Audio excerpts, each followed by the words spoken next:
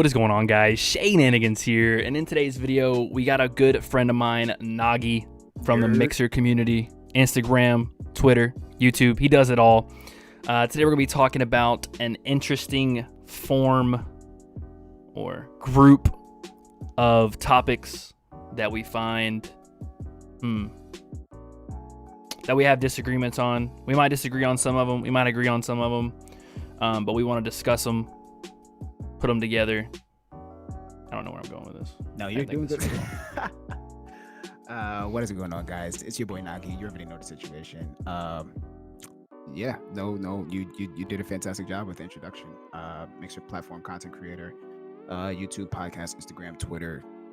I don't know, content concierge, however you want to say it, however you want to describe it. I help people find better avenues. I help people find their niche, their thing, I don't know, whatever, their pot of gold, whatever. I don't know, bro.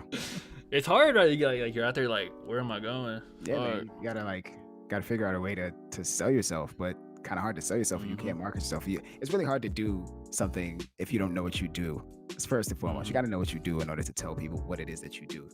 How are you going to be good at something you don't know what you're doing in the first place? Know what I mean? Yeah. I mean, it's something like I haven't done much of. You do podcasts.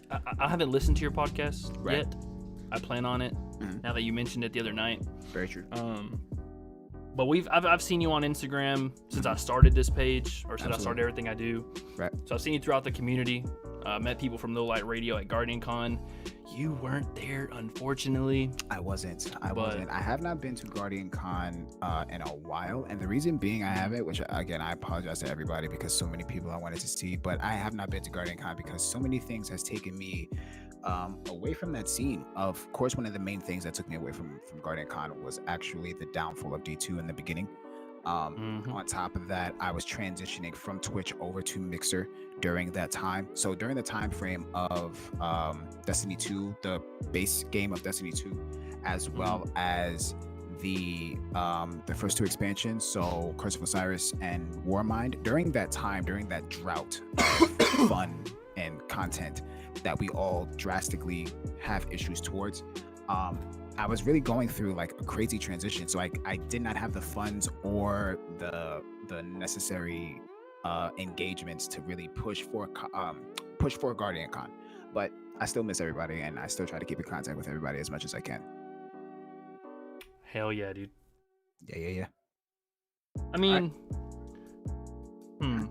So are y'all like, is Little Light Radio still the three of you? Little Light Radio is still the three of us. There's still it's still going on, but as of right now, Little Light Radio is run by two main people, which is Mike and Mike, Purple Juice Man and Sweeper Bot.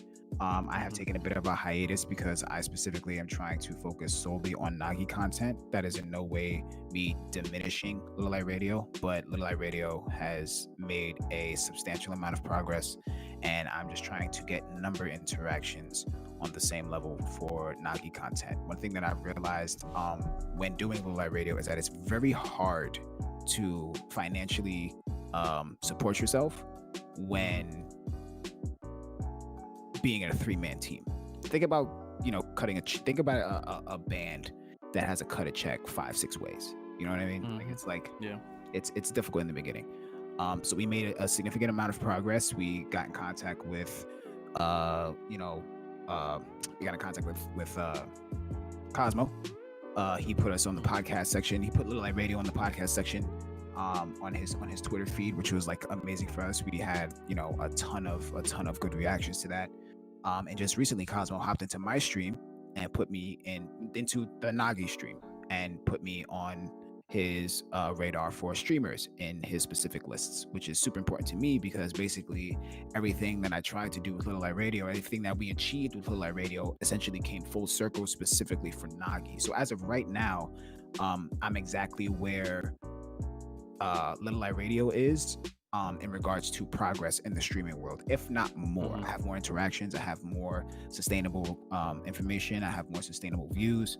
I'm in contact with a lot more people on the Mixer platform. People specifically know me as a decent Destiny content creator, lore, PvP, PvE. Like, I help a lot of people here on the platform. I try my very best to do that as much. I've made contact with Jules D4W, who streams Destiny, Rainy Games, who streams Destiny, Troy HD, who was just recently hosted by Gothalion. I'm a member of his community, a thorough member of his community. So there's a lot of people here on the Mixer platform that knows me very well for Destiny, when I'm trying to consistently push that, which is my goal.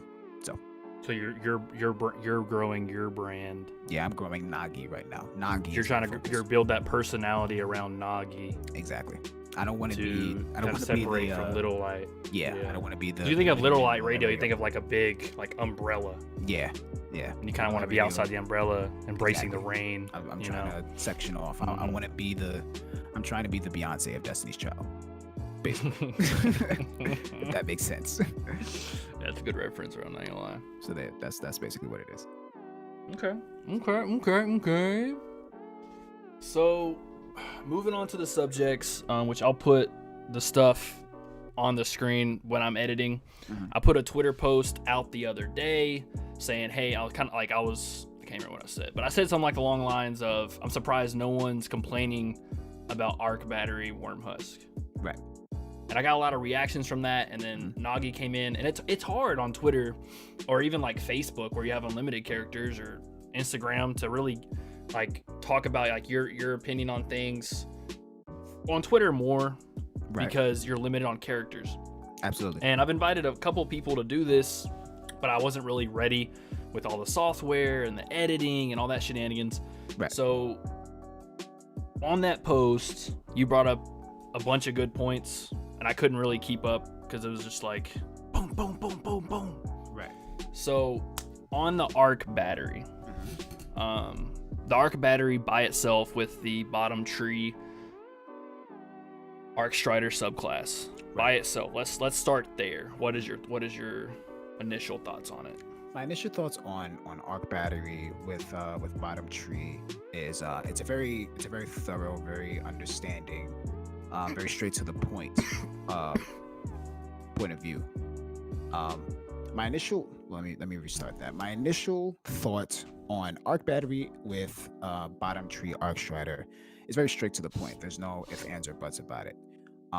But the conversation that most people have on that topic is essentially it being OP and so on and so forth. Me personally, I don't think that Arc Battery is OP in regards to what other people think is OP. And I think that that's a large thing that is kind of twisted in the idea of Destiny, and in the world of Destiny, the idea of overpowered is thrown the around community, dude. A lot. It's flung, dude. It's flung consistently. Like, if you have a pulse rifle with rapid hit and I don't know, barrier destroyer or something like that, like it's overpowered if you get two tapped. You know what I'm saying? Like a blast furnace with terrible rolls two taps you, and that's overpowered. If you get flinched by a pulse rifle, it's overpowered. If you get knocked by a shotgun, it's overpowered. Like, things get thrown, overpowered gets thrown just as much as the word I love you on the internet.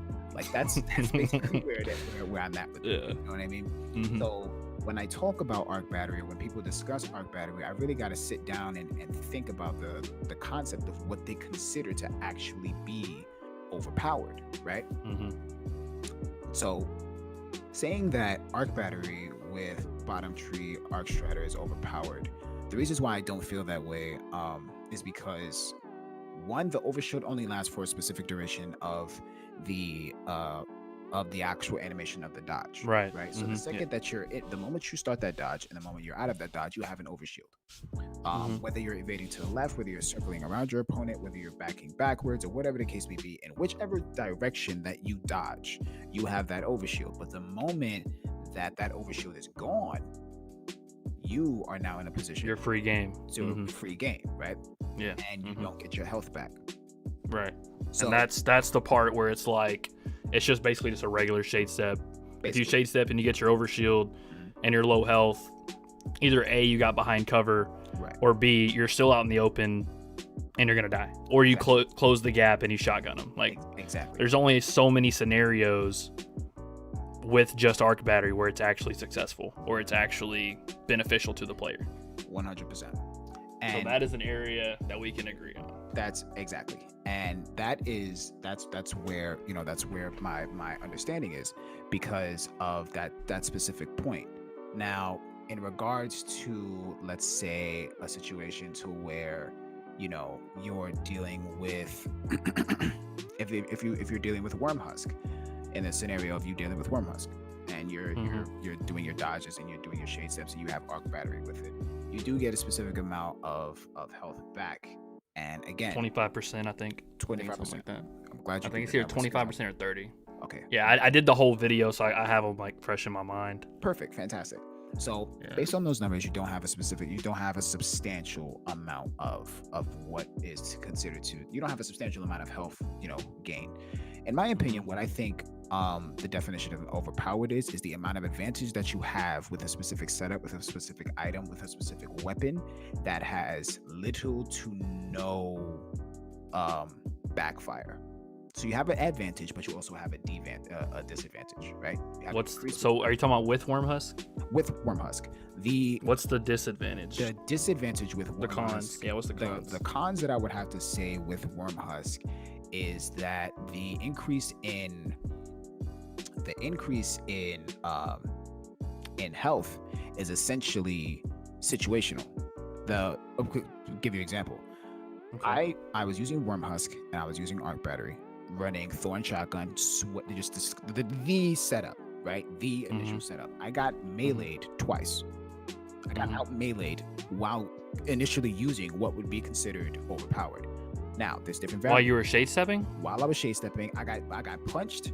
I shade stepped. I got punched again, and I still died. Now, this person did not have an increase in. They had no buffs. There was no one-eyed mask situation. There was none of that. There was no steps. This person just meleeed me twice. Once before and once after. Right. Now, again, there's multiple variables that could be taking place in that certain situation. Right. I could have been at a perfect amount of health in order for me to not only lose health, gain health, but still be melee killable, right? I could have been in a perfect situation. It could have, everything was just perfect for that individual, correct? Right. Yeah. But that's also the situation of it being situational. In order for, like, some people would debate that the shade step can survive a sniper shot. The shade step can survive a golden gun. The shade step can survive a striker. The shade step can survive a swipe from spectral blades, and so on and so forth, right? Yeah. The heavy attack of the spectral blade has an area of effect damage to it. Yeah, it's so ridiculous. All the person has to do is swipe at you. If you're dodging, wait, and then heavy attack, and you're done. As far as the striker is, all they have to do, if they charge you with the light attack and they see that you shade step, all they have to do is just push up close to you and then heavy, because that commits the area of effect heavy damage, right? So again, it's really a situation to where it's again situational. Like, in order for you to actually survive the snipe, the golden gun, the swipe, or the slam, you have to do it in a timed fashion. You have to do it at perfect timing in order for it to actually negate the damage. So I can't just dodge willingly, right? Now, if somebody's running 5 Paragon mods, because before the 2.0 armor set, I used to run 5 Paragon mods. Not everybody can do that, because the likelihood of somebody having 10 masterwork items, having all masterwork armor right now, is damn near impossible. And it's 6 seconds though. It's 6 seconds with all 5. With all 5 and bottom tree arc strider. Bottom tree. I tested. Okay. So 6 seconds. So you don't. So you can put those mods on without putting other stuff on. So you can kind of like. So the idea of somebody, right? So the idea of somebody having to run 5 Paragon mods, running that setup significantly, just running only that setup, just that one, it's not really like the likelihood of that happening is a little bit far-fetched, because I don't know anybody who's willing to sacrifice enhanced sniper targeting or enhanced unflinching or so on and so forth for Paragon mods. Like, I did it. I can't remember how much Paragon mod takes up. I did. I think it has to be between 4 and 6. It's 2. It's definitely between 4 and 6. I know I have it's in hand. So it's 3. So it's 3 Paragon mods. So it's 3 energy, 4 Paragon mods. So that's fine. So you can apply it with specific mods. You can, you know what I'm saying, import it and have it set up with something without having it masterwork. Without having it masterwork. Again, right. 100% fine. But who do you see actually running that? Like, out of all of the people that you see doing that, or out of all of the problems that we have with Arc Battery and Paragon mods, how often are you seeing full Paragon mod setups? Because I run one Paragon. I don't even think I run a Paragon mod. I could go in my character. I'm pretty sure Danny runs. I think Danny runs. But does Max Paragons? Danny runs Max Paragons? Okay, so that's one person out of all. I think so. That we know. And then Mikowski runs a lot of Paragon mods but too. But Mikowski doesn't run Arc Battery. He doesn't run Wormhusk. I think he still runs Dragon Shadow. Yeah. So but if you wanted to run Arc Battery, you could. You see what I'm saying? If he wants it, now that's where the variables come into place, because if he wanted to run Wormhusk, he wouldn't be overpowered. But if he ran Wormhusk, he would be overpowered. So that means that the problem is not Arc Battery, then the problem would be Wormhusk. You see what I'm saying? Well, the problem is the combination of both. But I get that. But if you're taking out if you're taking out a one variable, and then it's no longer a problem, then that means that the only problem is the variable that you're taking out. If no one has a problem with 5 Paragon mods and an Arc Battery on a Dragon Shadow, but has the same problem on a Wormhusk and then has an issue, their problem is not the Arc Battery, it's the exotic itself. Yeah, Arc Battery is not the issue at all. I've been here, run 5 Paragon Assassin roll and bottom Arc. See, so here we go. You got Danny right now, right? Perfect timing. So with that situation, right, with that scenario, with that circumstances, because before the 2.0 armor drop, I ran 5 Paragon mods with Dragon Shadow. If people, I think everybody did. That was like the thing. That was the thing, right? Bottom tree of the Dragon Shadow. It was ridiculous. The type of shit that you was able to commit to was disgusting. So you have a situation again where you have, first off, hunters are not that easy. The hunters are not that hard to kill. They're just that easy. They're not that hard to kill. They're just that hard to track down, basically, because of the mobility, right?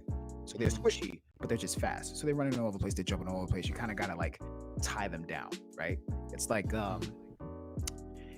I don't know if anybody here plays Street Fighter, but it's like Ibuki fighting a Zangief all the time. Like, that's basically what it is, right? You got a ninja fighting a big Russian wrestler that like wrestles bears and wolves and shit. So it's like, that's basically what it is, right? So again, that leads me back to the argument of what people are actually considering overpowered, because I don't think that the definition that people are applying overpowered to when it comes down to Arc Battery and Wormhusk is the definition that it should be receiving. I think that something that's overpowered is something that should not be a specific mechanic in the game, right? So here's an example. This isn't necessarily a counter argument, and again, before we even get into this, I wouldn't even have it be a situation to where both of these things should not be tweaked, or only one of these things should not be tweaked. I think one of the problems that people also have when it comes down to conversations and debates is that every time somebody has a debate, they feel like one person has to be right and one person has to be wrong. And in reality, there's so many different variables in the conversation that both people can be right, both people can be wrong, or one can be right and one can be wrong. Playboy Breed, thank you for dropping that follow. So really, it's a situation back to what I was saying as to what people are considering overpowered. If something is in a game that actually disorients the specific mechanic of how the game is supposed to operate, then therefore that would be considered overpowered, right? For instance, the range on Warlocks and Stormcaller from D1, that was overpowered. That was overpowered because that melee was something that significantly spoke. That thing was significantly increased for literally no reason. But it matched a bridge length. A bridge length. I remember the videos, dude. What? We all remember the arc video with Triple Wreck, the ghost bullets. Remember the Triple Wreck ghost bullets video where he point blank hit on somebody's head and it still missed? That is something that's something that would be considered broken. You see what I'm saying? So you're saying when it's just one aspect, so like I think if it's not a combination of X, Y, and Z, that negates it from being no. If it's a combination of something that breaks the mechanics of how the game is supposed to operate, then it's if it breaks the mechanics of how the game is supposed to operate, it is overpowered. If it is a combination that is just so happen to just be a significantly good combination, Nogi, personally, it's an opinionated thing, it's not a fact, hence why it's okay for people to disagree or to agree. I personally don't think that it's overpowered. I don't think that Arc Battery with Worm Husk is overpowered for the simple fact that the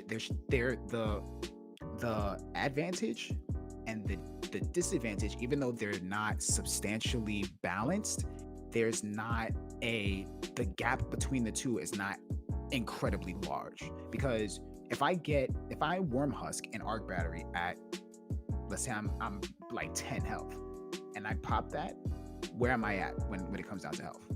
I'm like close to halfway, right? Yeah. So if I'm close to halfway, the only way that I'm able to survive that essentially is if I'm running a shotgun. Let's be honest. Like I'm not gonna get out of that in a close range fight if I'm running a fusion rifle or a pulse rifle or you know what I'm saying? Like either I'm running a shotgun or a last word. With the last word, it's a little bit harder because I have to be ready for that gunfight initially in close range combat.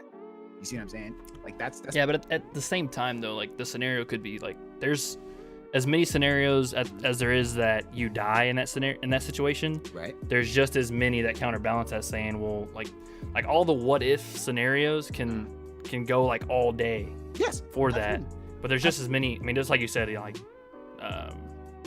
it can go just the it can go the other direction at the same time. Right.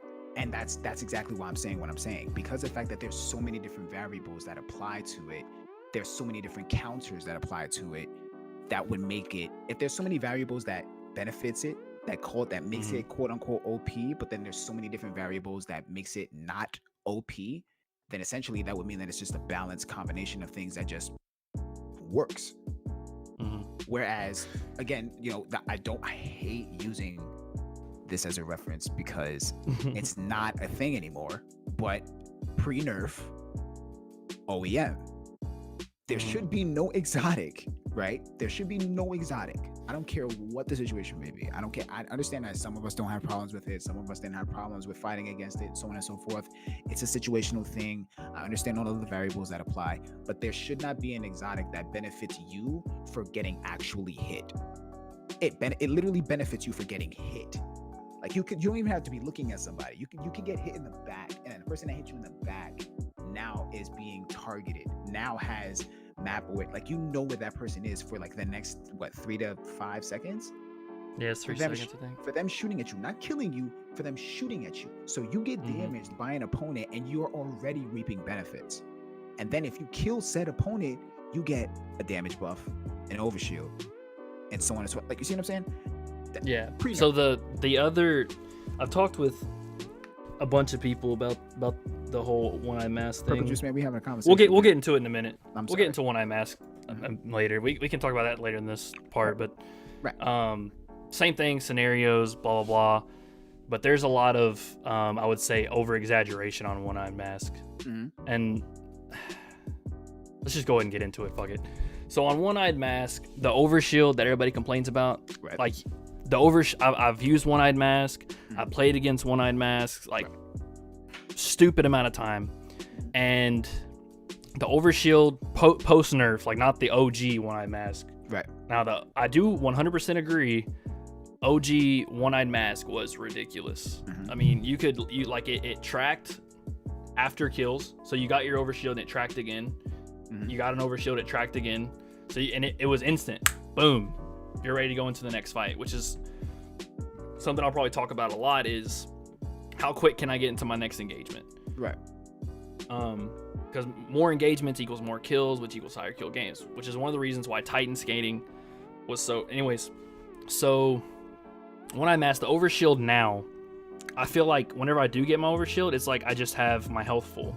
Right. Because I get like barely tapped and it's gone. Or like it disappears after a short time. And like I would say like probably like 65 to 70% of the fights I get in, right, especially in threes. Whenever I was doing comp this season, I used it a little bit. And from fight to fight, after you get a team wipe, which is constantly what happens, by the time you get into the next engagement, your overshield's already gone. You're not tracking anymore. Like there's no longer a benefit. Your damage buff is gone. Right. Now that's a 3 scenario. Now if you go into 6s with one-eyed mask, like I said, the overshield, I don't really understand I don't know what the percentage, like what percentage of health you get with that overshield in particular, because it's not like the melee that you get with the Titan melee on the Captain America subclass. Right. It's not as strong as that one, because you can actually damage that one and it'll go down.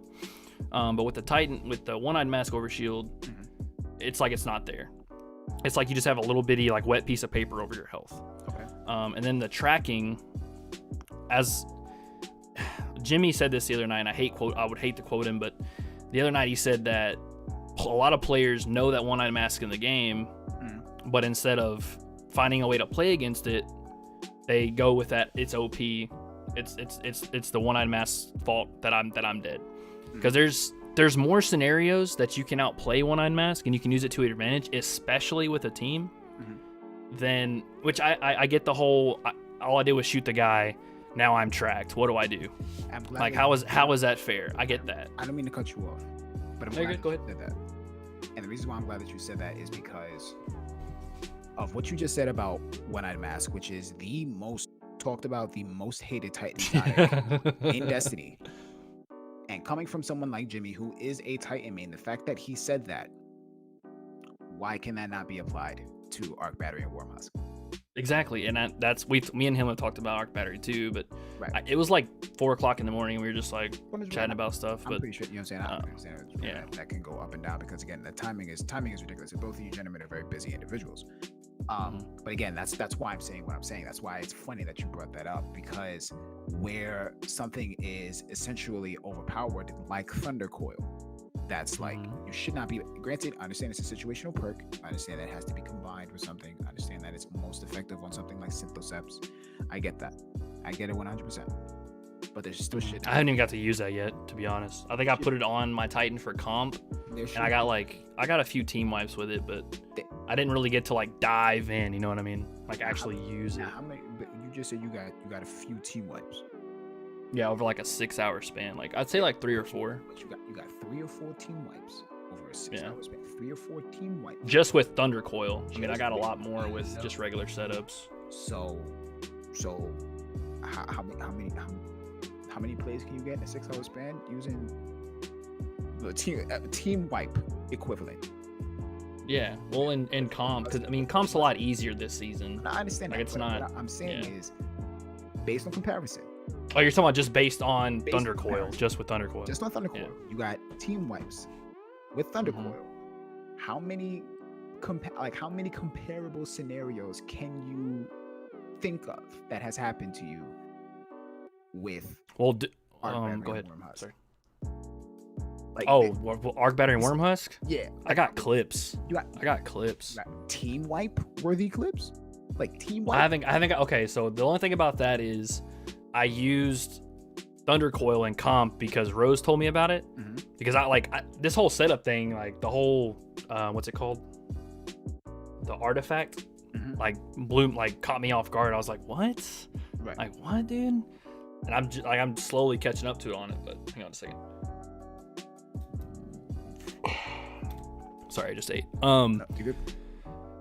So I haven't got to use Wormhusk, Thunder or Arc Battery, and Bottom Tree Arc Strider in comp yet. I've only used it in quick play, or no, classic. I've only used it in classic. I think I might have used it the other night with Mikowski, actually. Okay. But I was sniping. I wasn't shotgunning that time. Right. Which with sniping, it's pretty convenient too. Because if you peek a lane and there's scenario, if you peek a lane and there's multiple people just laning that one lane, instead of you peeking and like the D2 vanilla, you peek a lane, you're dead. You can shade step backwards, which is one of my favorite things to do. It's and shotgunning and everything. Just shade step backwards and you're behind cover and you took like no damage. Right. That's a sniping scenario. Okay, I can understand that. But again, that's why my argument is what it is. I'm not disagreeing that Arc Battery and Wormhusk is not a problem. I think that if you are attempting to kill somebody and you get them absolute and you get them into a situational thing there shouldn't be much that gets them out of that. I think that something like that should be only used in a situational advantage. Like you should not. I don't think that you should be able to get your dodge back every 6 seconds. If that's the case, I think that a combination of the Worm Husk as well as Arc Battery should be something that should be like base timing, which is like what every I don't know the numbers, which is like what between 20. So without 5 Paragon mods, it's 15 seconds. 15 seconds. So I think it should be used at 15 seconds, and that's with bottom tree, I'm assuming. I think it should be used. I believe so. Right. I think it should be used at 15 seconds. I think that's the only time, because a lot can happen in 15 seconds. Right. So a lot can happen in 15 seconds. We've been playing Destiny for 5 years now. There's a lot that slow shit that can happen in 15 seconds. You know what I'm saying? So yeah. I think you know what I'm saying, I can agree on that. Again, I just really disagree with the idea of calling it overpowered. I think that there's more of an advantage than a disadvantage on situations and specific variables using Worm Husk and Arc Battery. But in comparison to something like Thunder Coil that's running around like you can spawn and run into an enemy who has their Thunder Coil procced, and they can melee you and you die. Not a shoulder But at charge. the same time, there's a lot of things you can do to prevent them from meleeing you. And just like there's a lot of things that you can do to prevent, like just like there's a lot of things that can prevent you from killing a hunter using Arc Battery and Worm Husk. There's a lot that you can do. Yeah. You know what I'm saying? So on the Thunder Coil side of things, I haven't used it. I haven't put a lot of thought into Thunder Coil. I'm gonna try to like freestyle this one. Go for it. So with Thunder Coil, you can basically, can you do that without Thunder Coil on a Titan? Do what? One hit? I've seen Titans like get like quads and like 5-mans with melees. I'm not sure. But it might have been with, I'd have to look into Thunder Coil, but my opinion on it is it's on the same level with Worm Husk and Arc Battery, or even just Arc Battery. Like it's situational, because there's not a lot of times. I'm thinking about Thunder Coil because I used it in comp, so that's what keeps popping in my head. Right. When if you're playing good teams, and if you're playing bad teams, obviously you're gonna farm them. If you're playing good teams, there's not a whole lot of scenarios where you're gonna like just melee them like crazy. I mean, I've gotten a couple, like even Dune Marchers. I've gotten team wipes like that because of Dune Marchers, in sweats even, because you get a melee and the other 2 guys are weak and it chains them and they die. Right. So it's just that's a hard for me to form an opinion on when I barely use it. I've only seen like people's clips on it, and I know what I've done with it, which I didn't clip them because I knew like the whole artifact thing. Whenever I was talking to Rose about it, I kind of got the vibe that the artifact stuff is kind of cheesy. It is. So I was like, I don't know if I'm gonna clip these. I'm just gonna leave them alone. Right. And if I get like a, if I get a melee kill, but I got 2 like primary or shotgun kills, then I'll clip it. But if it's just that, I wouldn't clip it. Right. If that makes any sense. No, it makes total sense. 100%. So on the Arc Battery and Worm Husk, and yeah, Sirius did get an 11-man, but Sirius gets like 12th columns and 9th columns with he got a 7th column with a Duke. Yeah. Like he's that guy. Sirius. Yeah, Jimmy's that guy. That's also another thing, right? Yeah. That's another variable about this argument that a lot of people are not pertaining to. Thunder Coil, when I mass pre-nerf, Worm Husk, Arc Battery. In the hands of a bad player, it's a bad combination. Yeah, exactly. It's a bad combination in the hands of a bad player. A bad combination in the hands of a good player is still a good player. Like you can't run away from that, right? So putting Thunder Coil in the hands of Sirius, didn't he almost get a 7th column punching people? He got a 7th column. Yeah, he got a 7th column. He got a 7th column punching people. Well, it wasn't just with. I think he got 3 kills without it. Right. Before he procced the melee. So he got 3 gun kills and then procced the melee. And how many? Yeah, I think he got 1 person weak because you have to proc the melee. Right, understand that. Not that. That's also. And it was on Endless Veil that we just came off of. Yeah. But again, how many people can do that? How many people 1% can do that? You know what I'm saying? 0.5%. How many people can run Worm Husk and Arc Battery and be as effective as someone like Ceridius running Thundercoil. You see what I'm saying? Like, that's another thing that also generates that situation, because there's also some people out there who are saying that this is overpowered, this is overpowered, this is overpowered, and they just got outgunned.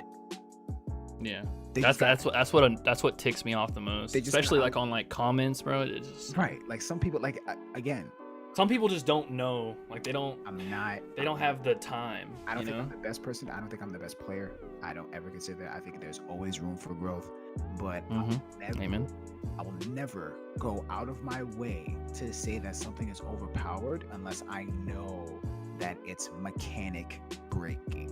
If it's something to where I just like got outgunned, then I just got outgunned. Like that, I just got outplayed.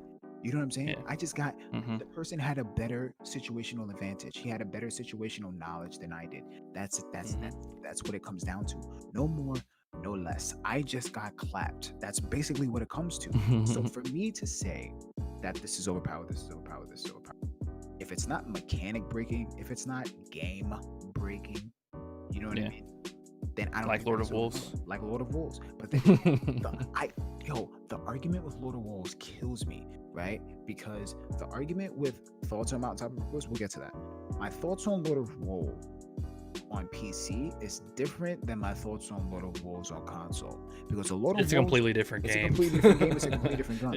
On console, shit, you was not getting that many kills on Lord of Wolves on console. If you die, I'm going to say this, and I know it's a lot of people, so I'm sorry for the people who are going to be watching your video and who are going to be listening to this information. I'm so sorry about this, dude. Like, I shit you not. If you are on console and you died from the Lord of Wolves, it was your fault. That's it. It was your fault. That's it. It was your fault. The people on PC shots fired. The people on PC dealt with way worse situations. They still deal with way worse situations, and I'm somebody come to PC. I'm telling you right now, if you are on console, I'll take it even a step further. If you are on console and you died from a Lord of Wolves, or you died from a Erentil close to mid-range, it was 100,000% your fault.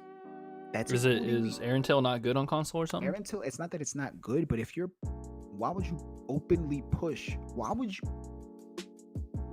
gotta charge with 30 FPS? Why would you push a fusion rifle like the Erentil in close to mid-range combat without having a way of escape to outgun said gun?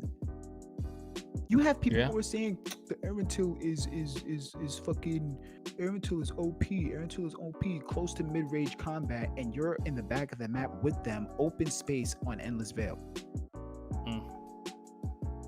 Or you get clapped on Twilight map and you're a dead center of C, and you're not behind cover. You're not dipping in and out, so you're not approaching that gun with cover. That's a situational gun. You have to approach that gun with you have to have map awareness when you approach an Erentil. Most fusion rifles that outgun you just simply outgun you. My only issue with the Erentil is that's console. That's console. That's console. Yeah, that's console. My only issue with the Erentil is the range that it can catch you at. That's my only issue. On PC.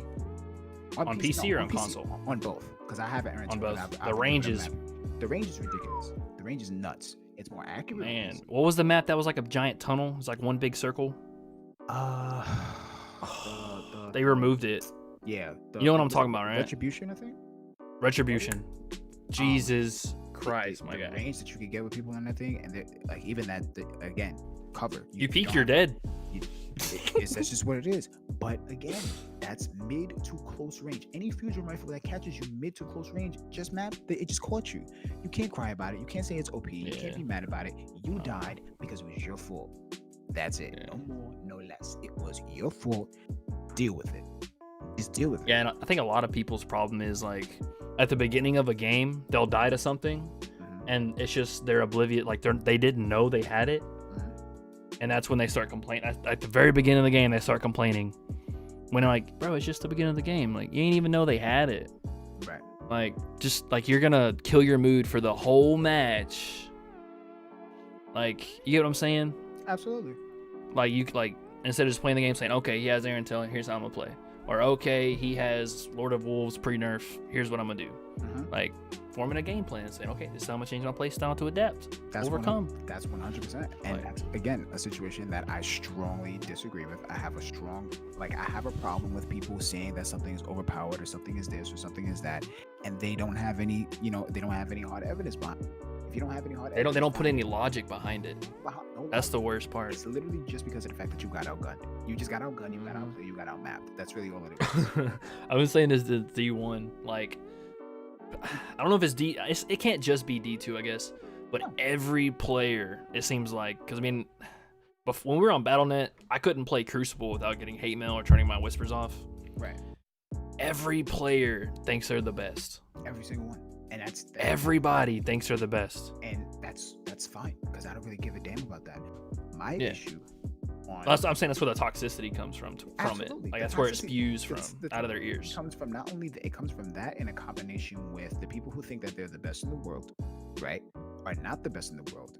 And when they get literally outgunned by somebody better than them, by somebody who's a working aimbot, series, then it becomes overpowered. You know what I'm saying? You have somebody like Frostbolt who's running around, his favorite gun is the Ace of Spades. And he's dropping 30, 40, 50 bombs with the Ace of Spades. How many people you think who's just now playing Destiny who's against the Ace of Spades? Is you broke up a little bit. What'd you say? How many people do you know who's new to Destiny that's running up against Frostbolt in their first couple of matches is saying that the Ace of Spades is broken? The Ace of Spades is broken. It's broken. It's broken. It's broken. That was actually a thing on PC. Right. Like, that's why it got nerfed, and it never should have got nerfed, in my opinion. The Ace of Spades, when I first got the Ace of Spades, went on D2 when it dropped. It was my favorite gun. I loved it. I loved it. I had no issues. Like, no nothing. Yeah.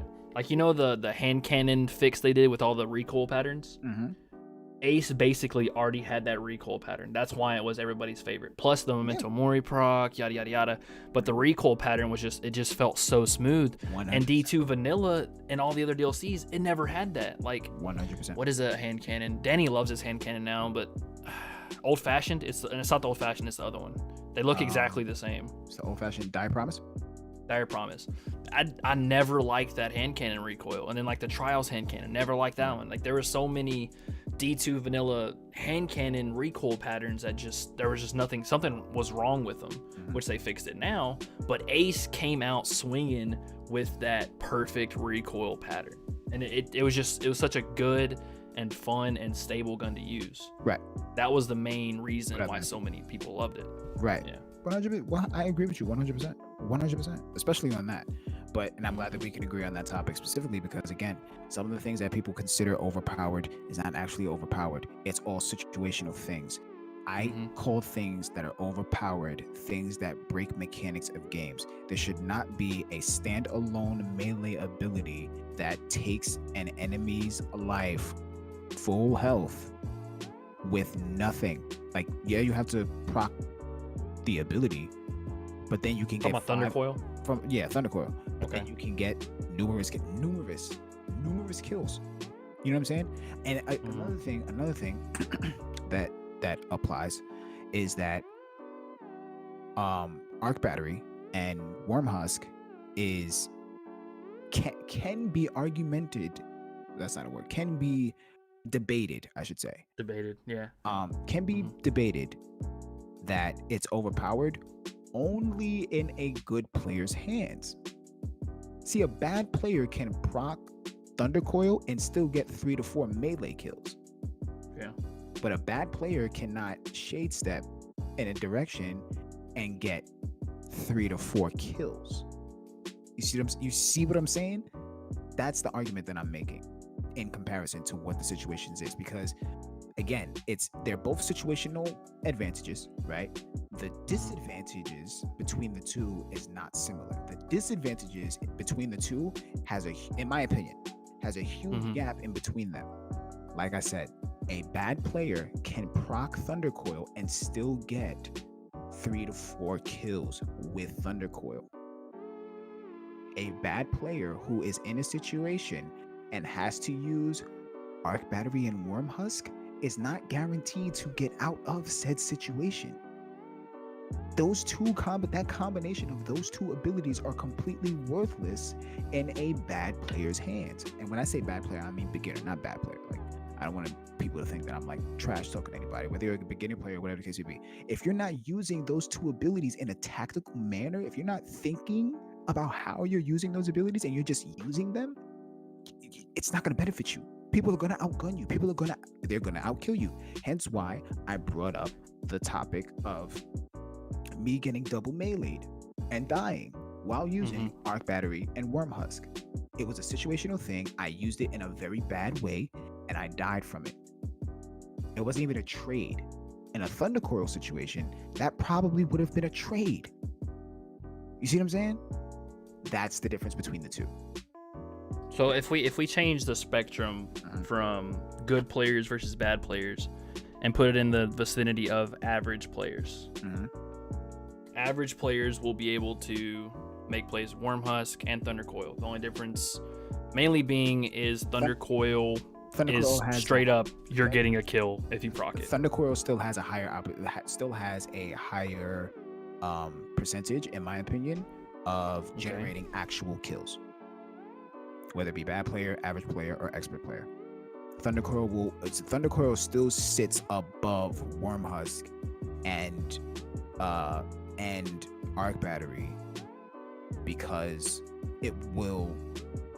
it has a higher percentage, a higher field of being able to gather at least one more kill than it would Worm Husk and Arc Battery. Because once Worm Husk and Arc Battery, once those abilities are procced with that Shade Step, once that Shade Step is done, you have to rely solely on just your gun skill. Like, that's it. You have to rely on your gun skill right after that. You can't you can't melee somebody and then get your kill. You have to rely on your gun skill. You have to. You see what I'm saying? You have to rely on your gun skill. And it has to be damn near close quarters if you're using it in an average player sense. If you're using it in an expert player sense, you're probably going to get yourself some kills. You're probably going to, Shade Step in and out of corner, right? In and out of, not a corner, but in and out of cover, right? You're going to go into cover, prepare yourself, get your health back, and then reposition or re-engage, or you're going to disengage entirely and then find yourself another way to re-engage your opponent. That's the right way to use it. Using it in a situational advantage, using your map to your advantage, using your escape route to your advantage, repositioning so that you have the upper hand while engaging your opponent and then getting yourself a kill. Whereas Thunder Coil, the situational advantage is either going to result in you overcoming them or trading. You're more likely to get it, and that's fine. Yeah, I hear. In an average player's hands, on a 1v1, if it's a 1v1, let's say it's in a 6v6, right? In an average player's hands, that average player approaching 1 to 3 enemies is more likely to trade with one than walking out of there without an actual kill. Thunder Coil. In comparison, depending on the scenario, depending on the scenario, right? So let's say that the scenario is 100% in their favor, right? Okay. In the Thunder Coil's favor? In the Thunder Coil's favor and in the Arc Battery Worm Husk favor, the likelihood of them 1v3, either 1v1 or 1v3. Okay. The likelihood of them pushing in their favor, there's a higher percentage of one of them coming out with at least a trade than the other. You have opportunities to where you can get a trade for both. Absolutely, I'm not denying that at all. But the likelihood, the way I'm going, the likelihood of Thunder Coil getting a trade is higher than the likelihood of Worm Husk and Arc Battery getting a trade in an average player's hands, because the average player is going to have a bit of knowledge on what they're doing. So the average player's hands, they're either going to push that 1v3, and if they don't have that 1v3, they're going to disengage. And if they push and they get a kill, it's more than likely going to be a trade. Average player. We're not talking expert. We're not talking Onyx. We're not talking Panda. We're not talking Mikowski or Cervidius. No, I agree. Average player, right? Average player's hands. They're either going to disengage entirely and re-engage from a different position, or they're going to trade. That's fine. That's in my head. That's how that plays out. For the Thunder Coil, in their favor, they're more likely to get a trade than with their push. They're more likely to get a trade than the push of the average player using Wormhusk and Arc Battery. You're more likely to get a kill with Thunder Coil than you are with Wormhusk and Arc Battery, is my point. That's why, I'm not saying that, again, resulting back to the beginning of the conversation. Do I think that both of them are a little bit too much of an advantage? Yes. Do I think one of them is actually overpowered than the other? Yes. I don't think that Arc Battery and Wormhusk sits under the category of overpowered. I think it sits under the category of more advantage with less disadvantage. I don't think that's overpowered. I think that's just simply what it is. More advantage with no drawback. Too much advantage is a thing, but it doesn't necessarily make it OP. So go ahead. Okay. I'm gonna say. So I think you have a higher percent in a one. I'm gonna start with the 1v1 situation, 1v1 scenario. Mm-hmm. If you have a 1v1 scenario, both parties have full health. Mm-hmm. Let's say you're at mid. Let's say you're on Endless Veil. Person's on B. You're coming in through one of the Vex gates. Mm-hmm. I don't think there's any reason 1v1 why a Wormhusk Arc Battery should lose. If we put that same scenario on any map, you know, that kind of distance, that's the kind of distance you got to work with. Primary, shotgun, sniper, anything you want to mix in there, that distance, probably about 30 meters or so, 20 meters, 30 meters. There's, in my opinion, there's zero reason outside of the person, the other team is just a better player that Arc Battery should lose. The other team makes a stupid play and a crazy play. I don't think there's any reason why Arc Battery Wormhusk should lose that. If both players in the Arc Batteries in the Arc Battery engagement are both decent and average players. Yeah, if they're both on the same skill level, unless something out of the ordinary happens, I don't think there's any reason why the player with Wormhusk Arc Battery should lose. If they have the if they have, you know, the whole build, the whole 9 yards, they invested in it. This is what they're doing. There's no reason why they should lose. Absolutely. I now agree with that. if we flip that scenario though, from that range, let's say even the player with Thunder Coil rotates into cubbies, right? That's a 10-15 meter advantage you have there. Thunder Coil wouldn't be the reason.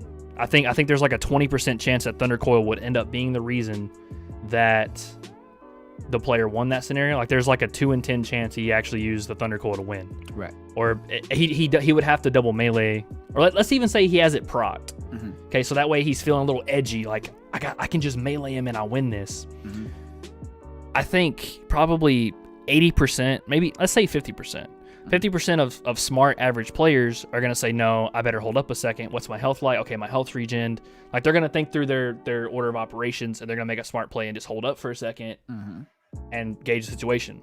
Now the other 50%, they're going to try to rush in. They're going to get primary. They're going to get shotgun before they can melee. They might get a trade if they have Thunder Coil proc, but a 1v1 situation, I would rather have Arc Battery over Wormhusk. Right. Now, if we move into the 3v3 situation, and there's a whole lot of scenarios. Let's say it's cap point on every map that there can be a cap point in comp. Right. It's a 1v3 scenario. Let's start off with you're at Vex Gate. You got about 20 meters of range, right? Wormhusk Arc Battery from that range. If they're sniping from that range, they can probably get a pick. And if it's survival, then they don't have a res. If it's another game mode, they have res. They can gauge the situation, play it how they need to play it. If it's that 50% of a smart player, if they're shotgunning, they might get a pick with a prime. Like 1v3s are its own beast because if we put Thunder Coil or Wormhusk, both of those players are going to play either about the same or completely different, depending on what their loadouts are. There's a lot of scenarios that I'm thinking of where they could play the same, and there's a lot of scenarios where they could play different, because the Thunder Coil player, I think the way it comes, Thunder Coil isn't really like at the front of their forehead. Like it's not constantly on their mind. Right. It's a result of, oh shit, I procced it. Like, right. Oh shit, there's people near me. I can use it. So I don't think it's that strong to the point where that's all you want to use. So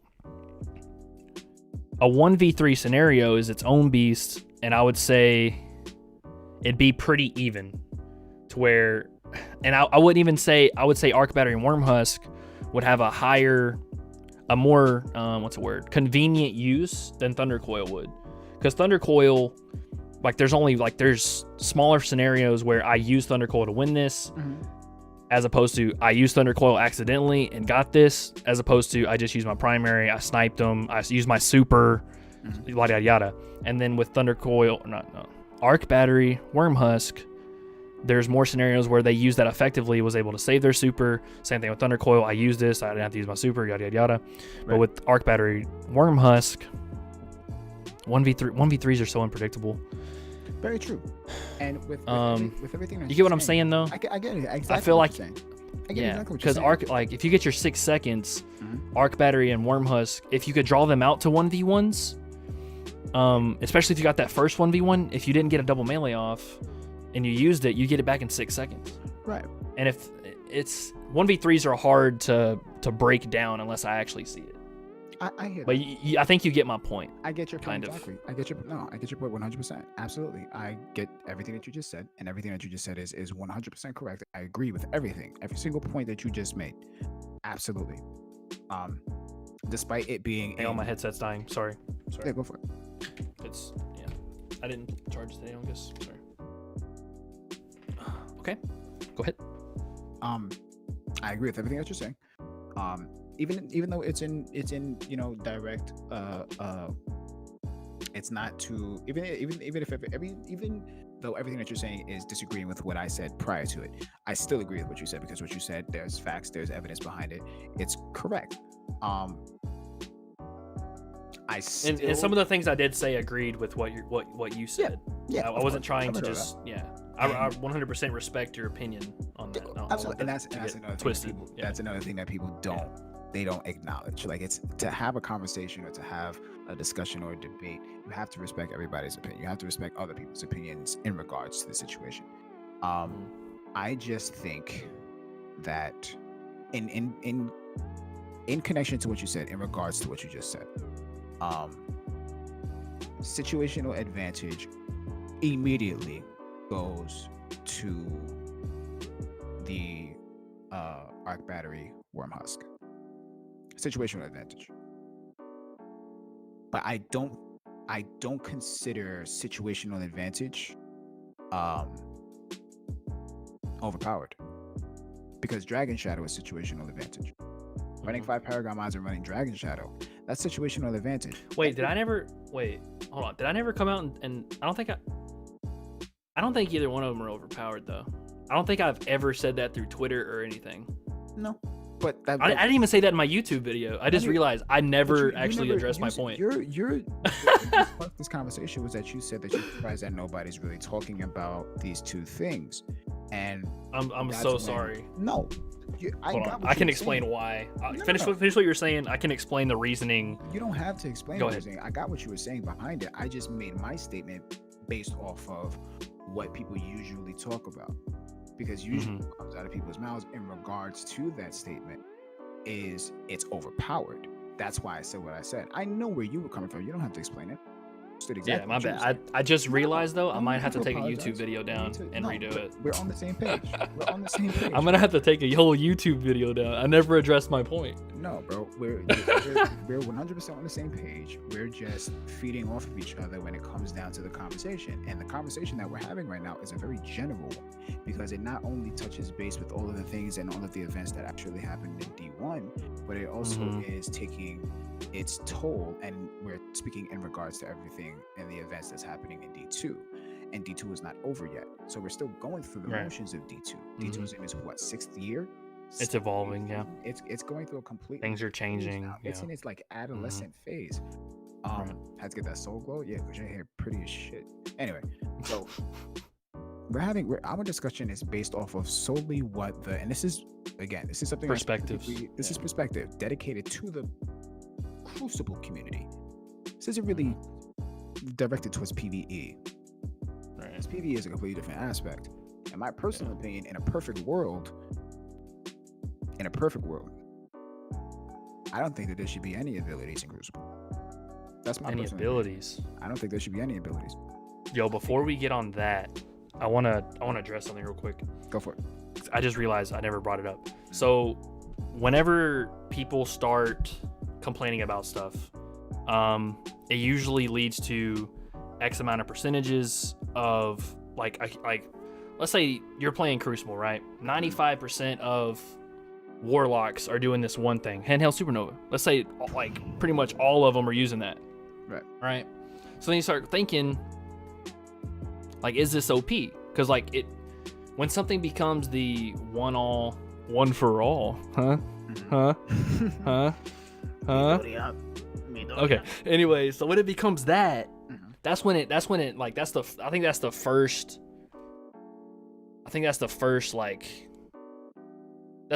picture that's drawn. Like when you go to your whiteboard and like it's like it raises a red flag basically. Right. So and then you start looking at it and you start reading discussions, especially one-eyed mass discussions. Holy cow, there's a stupid amount of them, and it's always like there's always one side and the other. And then you start trying to weed out the opinions from the actual facts, and then you get them together, and then like you said, like it's a situational build. It's a situational thing, just like Thundercoil, which is why I come to the opinion of I'm gonna die to them. It's gonna be a reason that I die. Like one-eyed mass, like pulse rifle meta. Like it's a thing. I'm gonna die to it. It's an unfair balance. Like it happens every season. It's nothing new. That doesn't make them OP. There's plenty of ways I'll play them. Yada yada. That kind of thought process. That you put logic behind it. Like what are the facts? Like like you said, is it a mechanic breaking scenario?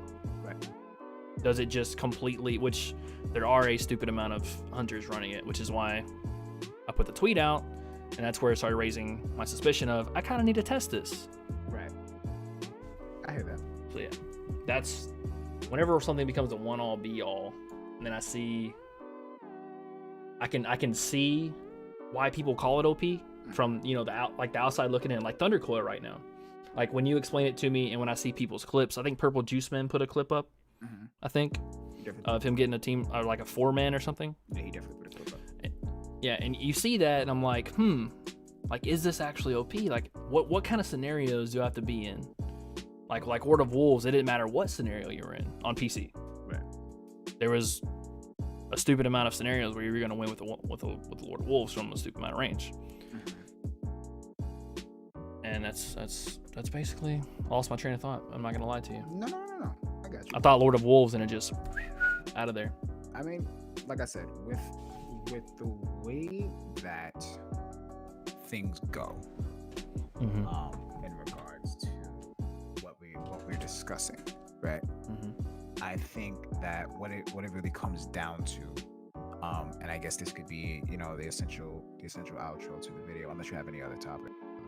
I want to talk about the abilities. Oh yeah. Okay, so that could be the last subject, bro. That's a good subject. Before we close it out, here's my point.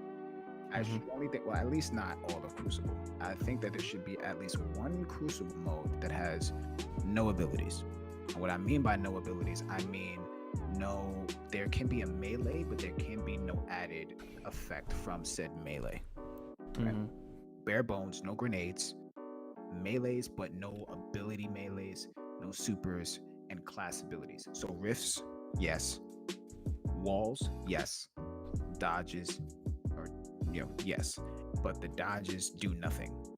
The dodges don't do, like, you can't. So you don't get any perks from your subclass. No perks from your subclass. No perks from your subclass. I mean, that would essentially like make Rift obsolete, but in comparison to, everything else. You said no jumps too, right? Boots on the ground or no? No, you can have boots on the ground. No, boots on the ground. I think jumps is fine. Jumps is okay. Jumps is fine. Yeah. Because that would actually give warlocks the mobility they needed. Jumps is fine. No blink. No blink. Jumps is fine. That came up a while ago, actually. I think I put up a post on it about it. That was an interesting subject. No supers, no grenades, and if there is grenades, it's literally the equivalent to incinerary grenades. Right? So no flashbangs, no. Why no blink? because that would essentially be an ability. Whereas think about it, if I'm only able to double jump, I'm not talking about triple jump. If I'm only able to double jump and Titans are only able to glide, if you were to run Blink in comparison, you would be the most advantaged individual. You would have the highest advantage because you're running Blink, which means that everybody would Blink, which means that you would only see Warlocks. You see what I'm saying? Because you would have the most mobility. And if that was the case, notice I said no abilities. I didn't say no exotics.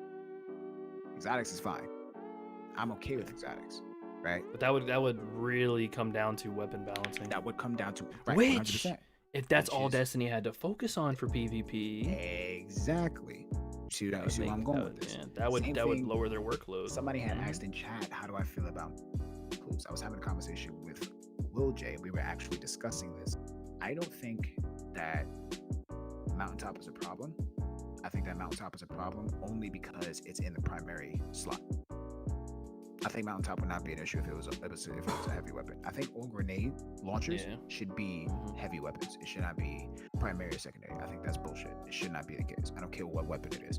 Grenade launchers is in no way. You don't see anyone walking around with a secondary grenade launcher. You don't see that ever. Unless they're going for Mountaintop. Yeah, unless they're going for Mountaintop. I'm not talking about in Destiny. I'm talking about in like any other gun game. Like even if you're in Battlefield 4, running an M4, have the M40 grenade launcher, but you have how many grenades in that? 2 at max, unless you get an ammo supply. Come on. I ran the assault class, bro. I ran assault class in Battlefield 4. The M20 was my shit. I have a story that only Jade witnessed. I was on a jet ski, riding down on Shanghai Siege, Battlefield 4. You guys don't know what Battlefield 4 is. You should definitely check it out. It's a great game. Shanghai Siege was one of the maps set on the Chinese coast where, if everybody remembers Battlefield, you remember that they had these catastrophes that would occur that would shift the tide and shift the actual design of the map. The design that was like the biggest selling point, wasn't it? Like buildings could fall and shit. Bro, Shanghai Siege was the map to where you can have a full battlefield on the first floor of the map. On the first floor in the middle of the map, there was a tower. There was a skyscraper. You could have a massive gunfights on the bottom and the top floor. If you were to blow out the stabilizing concrete pillars on the bottom floor, on the first floor of the tower, the whole tower would collapse. If you were on the top of that tower, you would look down out of a window and see the shit tilting. Bro, anyway, the reason it was ahead of its time. It was ahead of its time. Way ahead of its time. The reason why Bro, imagine that with a BR. Yeah, that happened. That happens, bro. The recon class had DMRs, BRs, sniper rifles. It was a nest up there. I'm talking, in that mode, you could only experience that in, I think, Team Deathmatch and Conquest. In Team Deathmatch, I think it was only 32 players, and in Conquest was 64. 32 versus 32. Think about that. Think about how many people saw that point and was like, I can snipe. All of them thought like that. We all did. I was one of them. I think I've seen a lot of videos like that of like people like sneaking up on them. Ridiculous. But the reason why I'm saying this is because the reason why we're even having this discussion is because I was on a jet ski on Shanghai Siege, and I was riding away from the collapsing tower, and there was a player driving a helicopter behind me, shooting me with his machine guns, right? So I'm bobbing and weaving, trying to stay out of his sight. I jump to the back, pull out my M20, and blew him out the sky. On a jet ski? This was some Tom Cruise bullshit. It was Jack Reaper, whatever the fuck. I don't know, bro, but it was ridiculous. And that's some high quality content. It was some high quality. Sadly, during the times where I wasn't a streamer, bro. I don't have that clip. I don't. That would have been viral. I guarantee you. I don't. Guarantee that would have been viral. The whole reason my point is that grenade launchers should not be in the primary slot. I think that's the only reason why we have issues. Recluse. That's all it is. I mean, I've tweeted that out so many times. Like that 100%. Is the easiest fix. Even I saw one tweets. He said that he would deal with 6 one-eyed mass bottom tree strikers than deal with primary grenade launchers, and I agree with him on that. That was ridiculous. I agree with him. Recluse. I think that the Recluse perk is Obviously in need of adjustment. I think the problem with the recluse perk is the fact that you can get any kind of kill with it, and the perk Any procs. weapon. You could get any kill, sniper, pulse, hand cannon, no matter what it is, and you get that perk. I think that in order for the recluse perk to proc, you should get a recluse kill. And if that is the case, in order to get something that overpowered, you should have to go through something equally difficult. If you're going to get something that strong, you should have to go through something as difficult to receive something that strong, which means that the initial recluse bullets should not do the same amount of damage as SMG. Nope. They should. That's my other point. Is they should lower the base damage. They should lower the base damage of the initial bullet damage of recluse by at least half. And the only way that you shoot, so you're shooting your gun at half the damage of a regular SMG, and if you get the kill, then you should be able to run around with that overpowered, because you're getting not only that damage that you would originally get, but you're getting that buff. It only lasts 3 seconds though, doesn't it? I believe so, yes. But the amount of kill, but it only lasts 3 seconds, but it resets everything at a kill. Yeah, it resets every kill. It's still the same perk, and it's still usable, but they need to make the perk harder to obtain. Is my point. It's a pinnacle weapon, so I don't think that they should remove. It shouldn't be nerfed to the ground. It shouldn't be nerfed to the ground. It's a pinnacle weapon, and it was roughly a little difficult to receive. Some people couldn't get it, some people could. I solo queued it. I don't think that the perk should be removed. I don't think any pinnacle weapon should be nerfed. I think that if you're going to get for the recluse specifically, I don't play with all of the pinnacle weapons, so I don't know all of that information. For the recluse specifically, if you're going to run around with that strong of a perk, in order to obtain that perk should give you more trouble. In order for you to get that perk, you should have a difficult time obtaining that perk and have it active. Yeah. Like the raid exotic Toraba, that it's a really low drop rate. Like you're not guaranteed to get it. You get it your first time, or you get it 50 raids later. That perk is a lot harder to proc because you have to get kills and it builds up damage, and then you can release it. Exactly. That's a good way. That's a good way to put it. But it's really Well, I don't know. Somebody messaged me the other day and said I needed to test it because it's OP. It's really good now. They said OP in the message, but I think it's just good now. Right. But that's how I feel. That's essentially how I feel. But we're essentially having a TED talk. But you just missed it. We were talking for about an hour to hour and 12 minutes. But I gotta work, so we're about to wrap this up. So no, you're fine. So all in all, in conclusion, with everything that we've discussed, we agreed on some things, we disagreed on some. Ultimately, what I want from the community, from my community, from your community, from the community in general, from the community in whole, when it comes down to Destiny, is I want us to start really thinking about what's actually being discussed in terms of something that's overpowered or something that's just a situational advantage or a higher situational advantage. Some things are just higher situational advantage, and that's okay. Some things are just better in other players' hands than other players, and that's okay. But something that doesn't necessarily make it overpowered. That doesn't necessarily. Oh, wait. Before you do your conclusion. So on the tweet, the last part before I was like, man, we just need to put this in a video, was when I compared it to One-Eyed Mask. Right. The Worm Husk Arc Battery combo. I said it was more convenient. I think you disagree with me on that. More convenient than One-Eyed Mask? Yes. I absolutely agree with that. I absolutely agree. You still agree with that? I still agree that One-Eyed Mask is more convenient than. Okay, I'm still opposite. But it's fine. And that's fine. The reasons why I feel that it's more of an advantage is because you get more from OEM without even actually, like, you don't have to do anything, and you still get perks from OEM. The tracking happens to you without doing anything. Like, you don't have to do anything in order to. You do have to get the kill though. You have to get the kill in order to get the other added perks, but the tracking happens when somebody just attacks you. Yeah, but if you think about it, the tracking lasts for. There's no point in going into the details of it because the base perks. It's about to get nerfed again. The anyways. beneficial perks, the overshield and the damage. You have to track that person down and get that kill. That's fine. But you're asking me why I think that there's more benefits. you have to do a shade step in order to reap the. You have to do something in order to reap the benefits of Worm Husk and Arc Battery. You literally can just stand there and still reap the benefits of that exotic. Shea, like you don't have to. Yeah, you don't with have to the first engagement though. With the first engagement, but you still don't have to. Because after you can literally. I agree with you. I agree with you. But after that first engagement, it's like I don't know the timer on it, because once you get that first kill, like I'll get in like 4 or 5 engagements. Because I mean I've gotten entire Wii rans, and I felt like I only tracked like 2 or 3 people the whole time. And that's fine. But the fact that you still get tracking from not... You still get tracking. You still get tracking. You still reap a benefit without doing anything, is my point. You don't have to do... And for that perk to proc, you don't have to do anything. You don't have to do a damn thing. Nothing.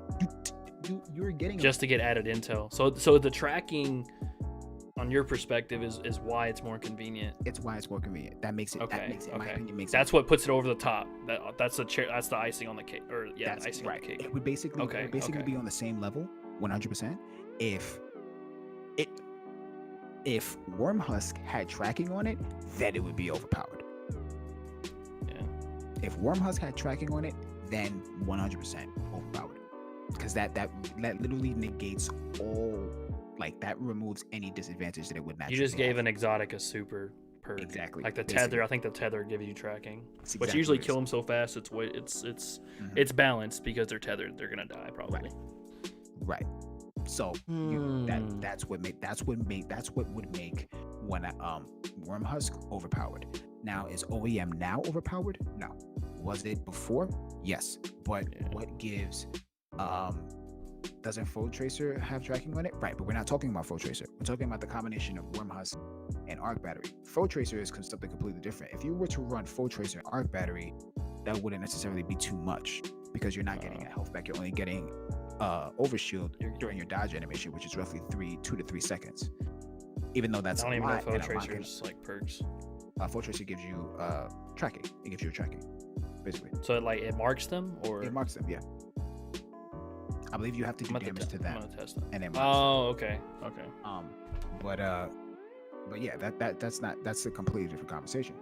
But for the situation of One-Eyed in comparison to Worm Husk, One-Eyed having that advantage without even, like, literally you standing there doing nothing. You can literally just be picking up ammo. You could just be crouching and somebody can shoot you and you automatically get their tracking. And if you kill that person, you get an overshield and a damage buff. Not as much as before, but that's the point. Without you doing anything, somebody can shoot you and you reap the benefits from getting shot. That doesn't make any sense. Without anything else outside of it happening. Without anything else outside of it. 1v1, you're getting shot from somebody and you're reaping the benefits of you being in their line of fire. Yeah. You know what I mean? I can agree with you on that. I can agree, and I can also disagree with it. There's many, but I think I can agree more that it's like basically you're just sitting there like chilling. Somebody shoots you, you're already put in the position to succeed. Right. Over that person. Automatically. Yeah, you're automatically put. You can just throw a grenade a splash damage and they track you. Sometimes it don't work. Absolutely. And the other thing that that needs to be said is the fact that everything is situational. Yeah. Some abilities, just like Jimmy said, people who complain about One-Eyed Mask basically never learned to fight against One-Eyed Mask. Just don't engage. If you aren't able to get the kill initially in the first engagement, do not re-engage until the timer is done. Do not re-engage. Simple as that. You have to bait your teammates. Bait your teammates. You could do it. There's a lot of scenarios, but there's a lot. Exactly. There's a lot of scenarios that you can apply to this. But I just don't think that it makes. I don't think that the idea of just simply calling something overpowered is okay. I don't think that's the case. Something that's there's always going to be logic behind it. Always. There's always going to be logic. That's something that I also understand. I know that when people watch this video, not everybody's going to agree with me. Some people are. Some people are going to call me full of shit. Some people are going to call me dumb. Some people are going to call me stupid. Some people are going to say that I'm probably trash. I'm okay with that. I don't get that many comments.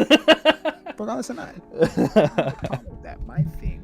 My point is that when it comes down to that specific thing, when it comes down to that specific setting, I know and I understand that there are many variables, and the key variables are I'm not meant to agree with everybody, and not everyone is meant to agree with me.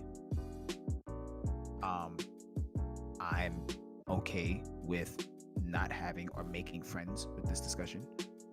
There's many things that come into play and go back and forth, whatever the case may be. All of that is fine, 100%. There's no problems, no issues. But the point that people need to understand is that ultimately, you need to be able to have a conversation. That's really what it comes down to. You need to be able to talk. You need to be able to understand. You need to be able to let people have their statements and respect that they have that, sitting under them. You need to let them have that respect and let them have that understanding.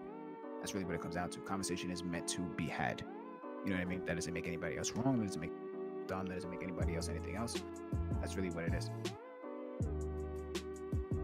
Absolutely. Was that your conclusion? Yes. Or was that like... Yeah. No, that was it. That was a conclusion. That was good. That's fucking beautiful. Yeah. Well, Nogi, ladies and gentlemen. Yo. Appreciate you for having me on here, man. Yeah, I guess my conclusion is I appreciate Nogi for coming on. Hella respectful. Great point of views, great perspectives, hella positive, always showing love on the internet. Always. So I'm glad to have here, glad to help me through this process, which I got to give you the Gmail as well. Yeah. But once again, guys, thank you for watching. Don't forget to check the links in the description down below. Nogi's. You're gonna have one link or multiple links? Just one link. Well, 2 links. Okay. Just 2 links. Okay. 2 links? Okay. Yeah. There will be 2 links in the description from Nogi. Click them, follow him, check him out. Check out all of his content. He's fucking beautiful. No, I appreciate you. Don't forget to like, comment, and subscribe. You're... Remember, stay beautiful, and I'll see you in the next video.